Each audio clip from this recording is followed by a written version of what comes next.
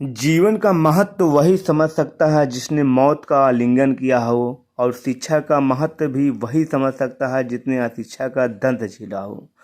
प्रारंभ study centre में शिक्षा ग्रहण कर रहे वे गरीब बच्चे हैं जिनके माँ बाप शिक्षा और पैसे के अभाव में ट्राली चलाते हैं, मजदूरी करते हैं, पन्नी बीनते हैं, कूड़ा उठाते हैं, घर घर जाकर सफाई और बर्तन मांजते हैं, तब जाकर इनके परिवार का भरण पोषण होता है। वीरेंद्र कुमार जैसे लोग इनके लिए किसी मसीहा से कम नहीं, जो इन्हें जागरूक और शिक्षित कर इन्हें समाज के मुख्य धारा से जोड़ने का निरंतर कार्य कर रहे हैं।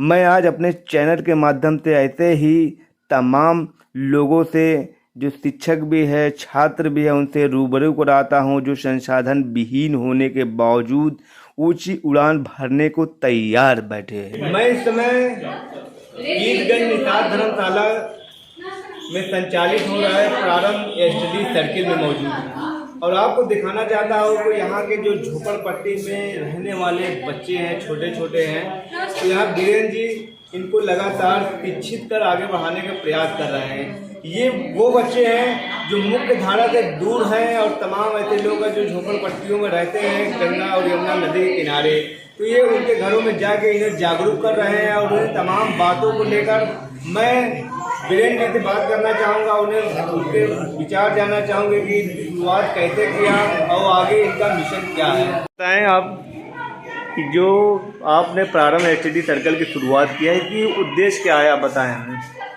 हम लोग का इस कार्य का उद्देश्य है कि जो समाज में पिछड़े हुए हैं या बहुत गरीब हैं, जो झुग्गी बस्तियों में रहते हैं, या जो बच्चे कोचिंग का, जो महंगे महंगे कोचिंग स्कूल संस्थानों का फीस नहीं दे पाते, और उनको निःशुल्क शिक्षा देते हैं, और उनको कैसे समाज के मुख्य धारा से जोड़ा जाए। तो अभी तक आपने कितना सेंटर बनाए इस प्रकार के, जो सेंटर यहाँ चल रहा है?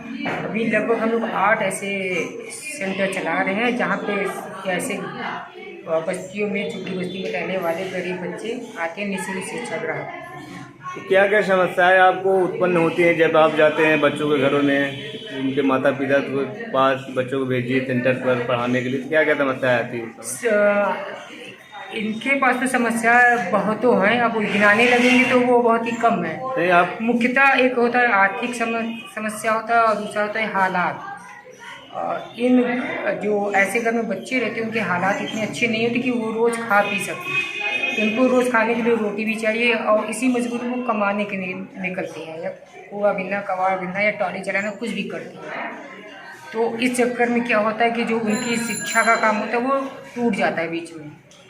तो हम लोग ऐसे बच्चों के लिए भी कोशिश करते हैं कि उनका रोज़मर्रा का मतलब रोजी रोटी भी चले, पढ़ाई। तो ऐसे बच्चों के लिए हम लोग रात के शिफ्ट में, नाइट में क्लास चलाते हैं। तो कैसे मैनेज करते हैं आप, जो है जो आर्थिक व्यवस्था है? आर्थिक समस्या मतलब कि छोटे मोटे समाज में कुछ लोग होते हैं जो हमको कॉपी है, पेंसिल्स है, डोनेट में दे देती हैं।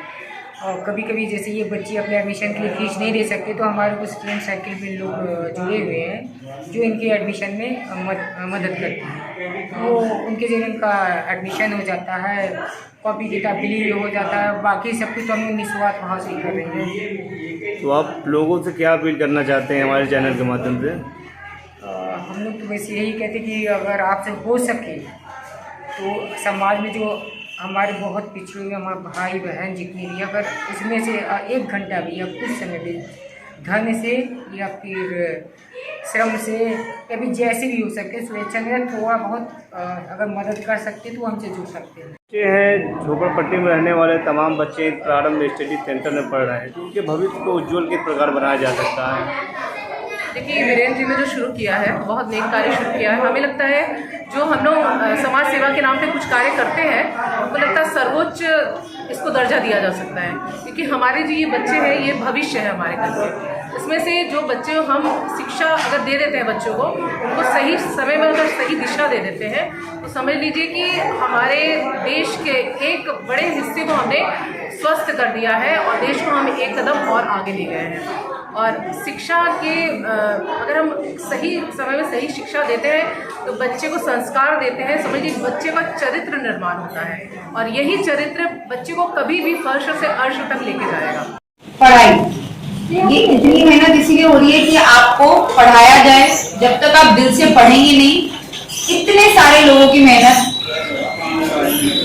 इतने लोगों के आगे इरादे, आप लोगों को कुछ बनाने के, सारे मिट्टी में चले जाएंगे। दूसरी चीज स्वास्थ्य, अगर आप ठीक नहीं हैं, अगर आपकी शरीर में दम नहीं है, आप ये सब कुछ नहीं कर पाएंगे।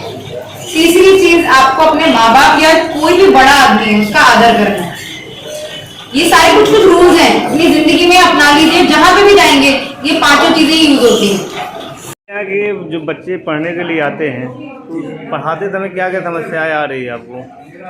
जैसे ये बच्चे थोड़ा पिछड़े वर्ग से आते हैं, तो ये स्कूल कुछ बच्चे जाते हैं, कुछ बच्चे नहीं जाते हैं, तो इनको थोड़ा पढ़ाने में डिफिकल्ट टाइप होता है। तो इन लोगों को थोड़ा समझाते हैं, एक बार समझ में नहीं आता तो ज़्यादा प्रयास करना पड़ता है, इसलिए थोड़ा प्रॉब्लम होता है। बार बार समझाने के बाद ये लोग तब समझते हैं। मेरा नाम सुतरी है, मैं झुग्गी झोपड़ी की रहने वाली हूँ। मैं आज भी फर्स्ट ईयर कर रही हूँ और वो मैं वीरेंद्र सर और शशि मैम की वजह से ही कर पाई हूँ और मैं आगे ट्रेनिंग वगैरह करना चाहती हूँ।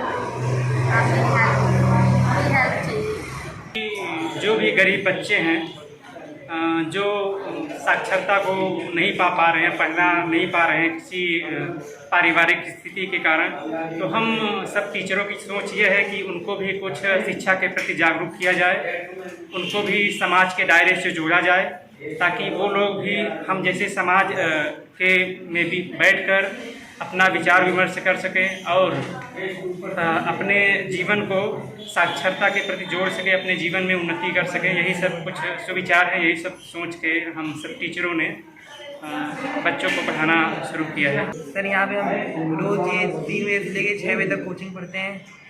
सर यहाँ पे तीन क्लास चलती हैं, मैथ, इंग्लिश और साइंस।